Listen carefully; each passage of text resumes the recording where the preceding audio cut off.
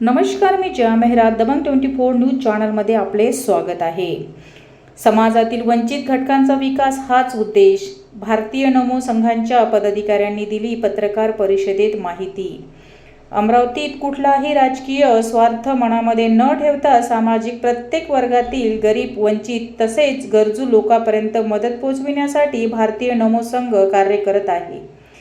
या माध्यमातून वंचित संघटना न्याय देण्याची भूमिका संघांच्या वतीने वठविण्यात येत आहे, असे प्रतिपादन भारतीय नमो संघाचे राष्ट्रीय अध्यक्ष डॉक्टर मनोज कुमार व समाजसेवक चंद्रकुमार उपाध्यक्ष लप्पी भैया जादोदिया यांनी आज सांगितले.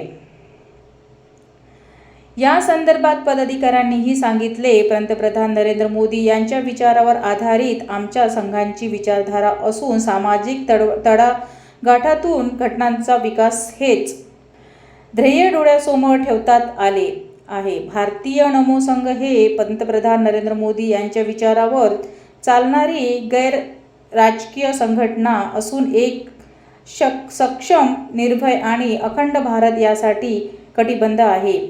केवळ राष्ट्रसेवा आणि समाजाचा विकास हेच केंद्रबिंदू असून शिक्षण, आरोग्य, स्वच्छता, युवकांचे समीकरण, रोजगार, पर्यावरण विकास या सर्व क्षेत्रामध्ये सक्रियपणे काम सुरू असून राज्यामध्ये लवकरच त्या दृष्टीने अभियान राबविण्यात येणार असल्याचे त्यांनी सांगितले.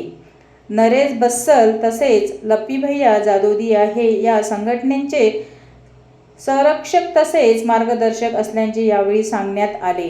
पत्रकार परिषदेत महामंत्री दशरथ मांडे, हेमंत कालिया यांच्यासह अन्य पदाधिकारीही उपस्थित होते.